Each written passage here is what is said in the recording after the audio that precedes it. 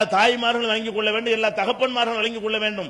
பெண்களை பொறுத்த வரைக்கும் அவர்கள் பருவ வயசு எப்ப அடைகிறார்களோ அந்த வயசில் இருந்து 19 வயசு முடிகிற வரைக்கும் நெருப்புல நீந்திர மாதிரி அவர்களை என்ன செய்யணும், கண்காணிக்க வேண்டும். அந்த பருவம் ஒரு குழப்பத்தை ஏற்படுத்தக்கூடிய பருவம். இந்த 13 இருந்து வரக்கூடிய உடல்ல ஏற்பட மாற்றங்கள் வரும், பல வித்தியாசங்களை காண்பார்கள். அப்ப பலவிதமான ஒரு குழப்பம், ஏன் இப்படி வருது, என்ன எதிர்ப்பு குழம்பி கொண்டிருக்கக்கூடிய ஒரு பருவம் அது. அந்த பருவத்தில் கேர்ஃபுல்லா கவனமாக கண்காணிக்க தவறினால் எந்த பொம்பளையும் சீரழிஞ்சு போயிருவா. தொழுகிற பொம்பளையா இருப்பா, தகஜத்தெல்லாம் தொழுவா, குர்ஆன்லாம் ஓதுவா. ஆனால் நீங்க வீட்டில் என்ன செய்வீங்க, உங்க மகளை எப்படி கூப்பிடுவீங்க, வாடி போடி அப்படி இப்படி என்ன செய்வீங்க, அப்படிதான் கூப்பிடுவீங்க. அப்படியே கொஞ்சிக்கிட்டு இருக்க மாட்டீங்க. அது கொஞ்ச வயசு 3 வயசு 4 வயசுல கொஞ்சிருப்பீங்க.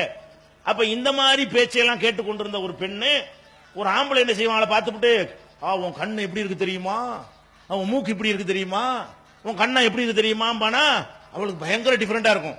நம்ம அம்மா வந்து பொடி வாடி திட்டுறா, இவன் பேசுற ரொம்ப இன்பமா இருக்க, இதுலயே அமைங்கிருவாய். இதான் பொம்பளை.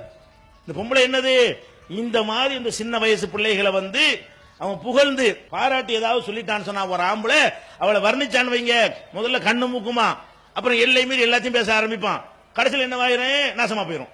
அப்ப நீங்க இந்த பெண்களுடைய தன்மை வந்து எவன் ஒருத்த முதல்ல அவன் அழகா இருக்கின்ற அவசியம் கிடையாது, நல்லவனா இருக்கின்ற அவசியம் கிடையாது, சம்பாதிக்கிறவனா இருக்கின்ற அவசியம் கிடையாது. ஏதோ ஒண்ணு அவளுக்கு பிடிச்சு போயிடும். பிடிச்சிச்சின்னு சொன்னா அவ்வளவுதான் மேட்டு. அதுக்கப்புறம் வந்து அம்மா கதறினாலும் சரி, ஆத்தா கதறினாலும் சரி, போய் கோயில்ல போய் தாலி கட்டுறது கூட போய் ரெடி ஆகி போயிருவான், போய்கிட்டு இருக்கிறான்.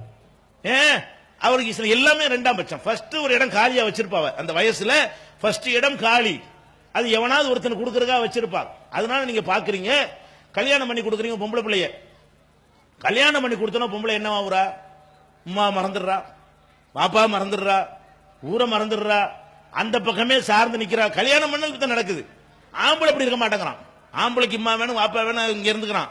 நீங்க தாய் தந்தையெல்லாம் விட்டுட்டு போய் ஒரு பெண்ணுக்கு ஏன் இருக்க முடிகிறது, அதான் பெண்ணு. அப்ப நம்ம குடும்ப வாழ்க்கை நமக்கு என்ன காட்டுகிறது, பெண்கள் வந்து ஒரு ஆண்ட ஏமாந்துட்டாங்க என்று சொன்னா அதோட முடிந்தது.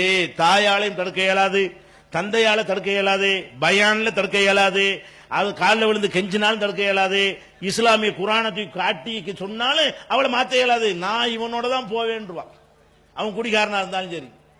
அப்படி போய் சீரழிஞ்சு நாசமா போன கேஸ் நிறைய. ஏன்னா ஒரு தாய் தகப்பன்னு பார்த்து கல்யாணம் பண்ணி வச்சால் நம்ம பாக்குற மாதிரி அவ பாப்பா. நம்ம என்ன பார்ப்போம், இவன் கோத்திரம் என்ன, குலம் என்ன, அவன் யார், அண்ணன் யாரு, தம்பி யாரு, குடியாரனா, இவன் கல்யாணம் பண்ண அப்படி இப்படி என்ன ஒன்னையும் பார்ப்போம். சம்பாதிப்பானா, அவன் அப்பன் யாரு, ஆத்தா யார், ரவுடியா, எல்லாத்தையும் பார்ப்போம். இவளுக்கு என்ன தெரியும், ஒன்னும் தெரியாது. இவள் ஐஸ் வச்சு புகழ்றான் பாருங்க, அது மட்டும் தான் தெரியும். அப்ப இந்த மாதிரியான ஒரு நிலை இருக்கும் பொழுது நீங்கள் உங்கள் புதல்விகளை வந்து பள்ளிக்கூடம் +2 வரைக்கும் படிச்சிருச்சா, அதுக்கப்புறம் பெண்கள் மட்டும் படிக்கக்கூடிய வாய்ப்பு இருந்தால் படிக்க வையுங்கள். இந்த கலந்து படிக்கிறதுக்கு நீங்க அனுப்பினால் எந்த குடும்பத்தில் இருந்தாலும் எவனாலையும் காப்பாற்ற